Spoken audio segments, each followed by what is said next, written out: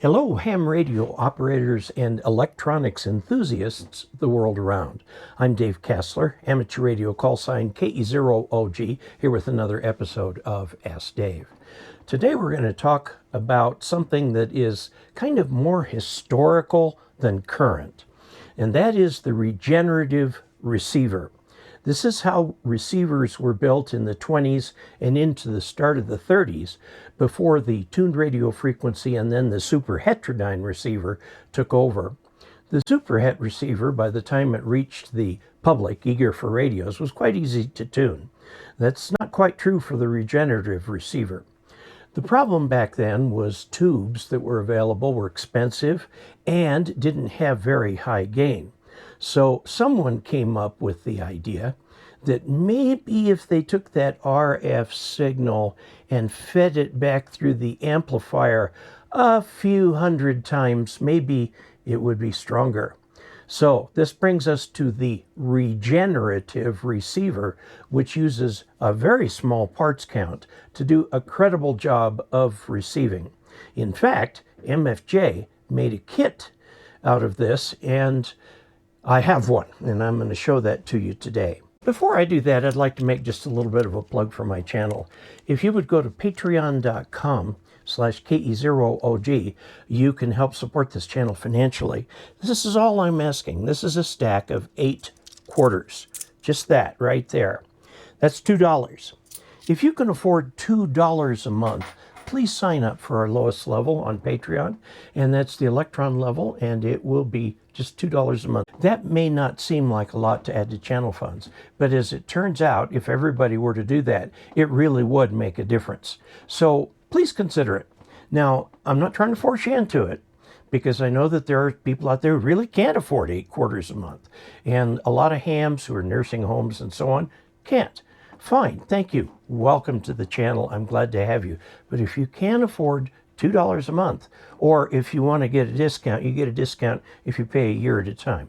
So there you have it. I mean, $2, you can't even buy a hamburger. $20 a year, can't buy but a half tank of gas with that.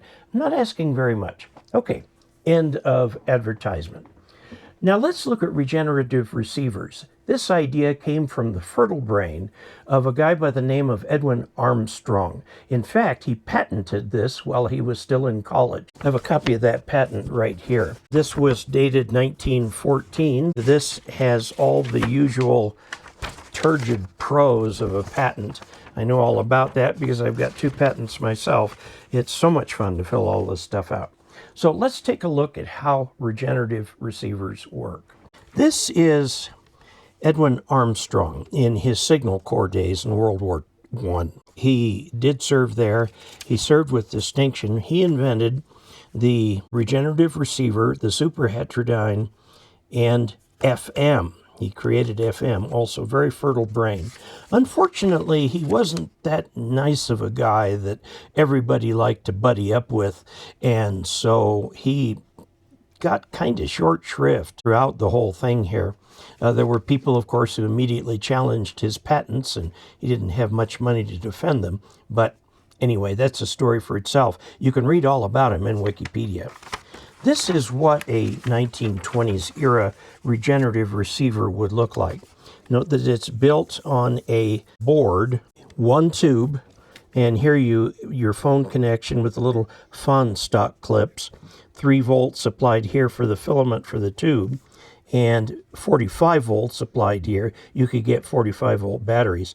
That did the B+ on the tube, and then you connected the ground and the antenna here. Notice there are 2 controls. This is the tuning control, and then this is the oscillator coil. The antenna coil is wound here. The basic tuning coil is wound here, so these couple in. And then this right here is a coil that you see is wound at an angle. It's connected to a control on the front, and if you turn this, you couple some of the output of the amplifier back into the circuit, and this is called the regeneration control. And it was a little touchy. You had to get it just right. So let's take a look at the circuit that he developed. This is the coil that's right here, and you see a capacitor and a coil on the antenna. The object of these two was to resonate on the frequency of the signal that you wanted. Now, here is your main coil here. You've got the winding on this. This couples into the vacuum tube. The grid is like the base on a transistor. It controls the amount of current going that way. This is an old-fashioned grid leak detector. This was your main tuning capacitor. This was your antenna trimmer to get the best results out of the antenna. Back in those days, they often would play games with the voltage that was on the filament, which also acted as the cathode. And the reason for that is because as you varied the voltage on this, you would also vary the volume, the amount of amplification. Now, this right here was a tickler coil. This is the one that you see up here, and you vary the amount of coupling here to control the regeneration. So you've got a signal coming in here, and it's going to go over to the B+ battery, the phones, and so on. But a little tiny bit of that is fed back. And you're going, well, that's a great way to create an oscillator, and you're exactly right. But what you do, if you keep the coupling between the tickler coil and L2 just below the point it oscillates, it'll do quite a bit of amplification. Okay? MFJ made this back in the 1990s. This was a so-called world band receiver. It was a kit, $70. It was a little on the expensive side, but all radios were back then.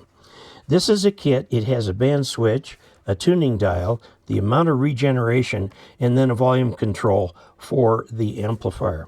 Now, this is made with all modern components.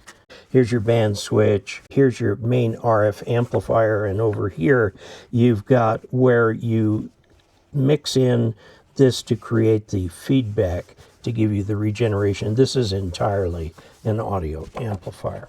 Let's take a look at a regen receiver.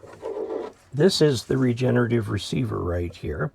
Okay, I constructed this back in the 90s, and I had to put a little Deoxit 5 contact cleaner on it to kind of get some of the potentiometers to work right. This is built of all analog components. I did replace the battery. It's a 9-volt battery. And right here, this is a resistor in series with the antenna. This is your little capacitor here. And the band switch is down here, just changes the frequency that goes with the oscillator. There's only one toroid that needed to be wound. This right here is the actual regenerative receiver. That's the on-off switch. This right here, notice how few components there are. There's 1, 2, 3 transistors. Up here is entirely audio amplification. Okay, and there are 2 stereo headphones that you can listen on so that you can see what you're getting. Now, what you do if you're tuning in an AM broadcast shortwave station, you turn the regeneration up to the point where everything starts to howl. That's when it goes into oscillation. And then you back it off just a little bit. For a really strong station, you can back it off quite a bit. But for weak stations, you wanted it just shy of the point that it went into oscillation. Now, if you wanted to tune in CW or single sideband, you could. You just turn the regeneration control. There's kind of a space where it's starting to oscillate. And with that oscillator in there, what happened was that the signal is going back through the amplifier, but not so much it's really an oscillation, but it's a little bit an oscillation, and that beats against the frequency of the CW so that you can hear the Morse code. If you go any higher than that, it just starts to howl, and that's no good. Now, there is, and we're playing it in the background right now, some voice that I recorded off of shortwave. It was in the 6.1 to 6.3 megahertz region of the band. We're a Bosniak identity, and the world stood and watched. You know, I'm here in Bosnia today, and my husband and I brought our children here so they can just really be exposed to their history and their story. So in simple terms, we've got an antenna coming in, and it goes through the usual selection process, goes into an amplifier. And I'll just draw the modern term for an amplifier. And then the output goes onto audio, but a small amount of that, and I'm going to put a variable resistor here, is fed back in. It usually goes in the, if you're going to do it with op amps, you do it in the other, and that is variable, and that's your regeneration control. And what happens is the signal comes into the amplifier, but some of it is fed back, which causes it to amplify even more, okay, until you get to the point where it starts to oscillate. If you can back off of that just a little bit, and the better regenerative receivers had very nice ways of doing this, you could actually hear, we'll put some headphones here, okay, you could actually hear signals from with a lot of amplification, and you play the game between the tuning, the regen, and the volume control if it had one, which would be in here. Then you could actually hear a signal. It's extremely simple. They still make kits that you can get. This one is from kitradio.bravesites.com, Regenerative Receiver KRC2. And this is what it looks like right here. It has regen and a bunch of different controls. The price is £60 plus shipping, okay? And the standard shipping, it's £10 and so on. So you can get all of this. I might put one together just for fun. So this has been just sort of a dip back into history and how people first got into radio. When people started to broadcast, there needed to be receivers. The early broadcasters were funded by companies like Westinghouse, General Electric, and so on. And the purpose of them was to create content so that people would buy receivers. You've heard those terms with the modern internet.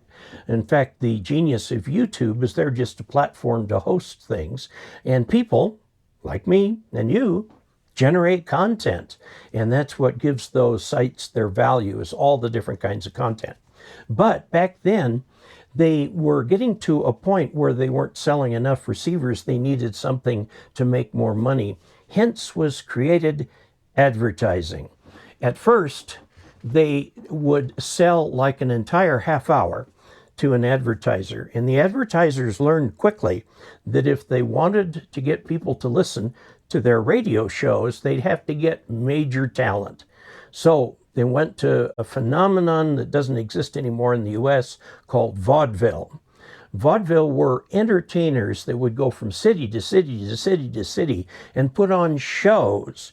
And so they'd run 2 or 3 nights with like the Jack Benny show or the Abbott and Costello show and so on. This is where they found the talent to put together the programming that they needed to entice people to listen and also listen to their commercials and then go out and buy things. So that's how advertising came about. Now, later on, shows would start to sell, say, a local advertiser along with the national advertiser. This is the model that is still followed today with television stations. Now, if they did not sell a particular block of time, a lot of the broadcasters had their own symphony orchestras.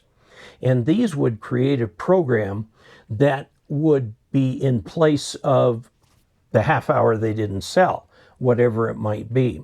And back then they had radio shows that were actually done as shows, like The Lone Ranger and so on, that people would listen to, and of course they'd throw the commercials in.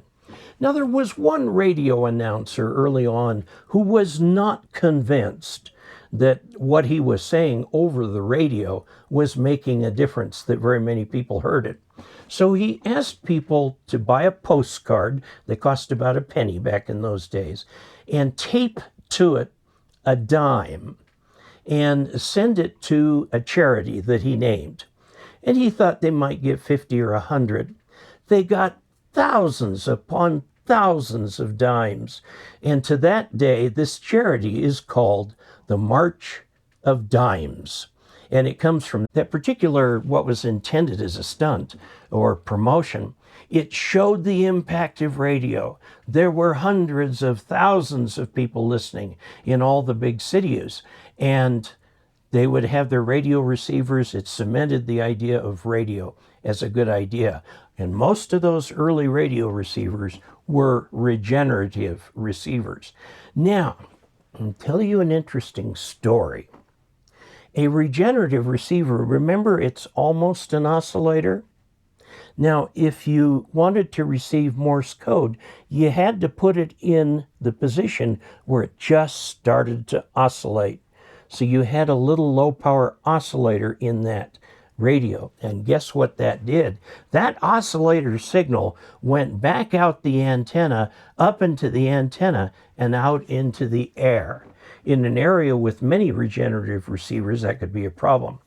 But what happened during World War I was that the Navy ships, the merchant marine ships, all had regenerative receivers. And they had to watch the channel and listen for Morse code coming from the command ship. In order to do that, their radio receivers were just slightly into regeneration. So every ship's aerial was transmitting a very low-level signal. The Germans figured out that they could lock onto these signals and find the convoys. Okay, so this was a major disadvantage. During World War II, the radio receivers that they used on ships were very, very well filtered because they had in mind this problem back then. And in fact, there is a radio receiver, you can find copies of it, the Morale, Welfare, and Recreational Receiver, which during periods of inactivity, they would broadcast all over the ship's sound system, the latest shortwave broadcast from Armed Forces Radio.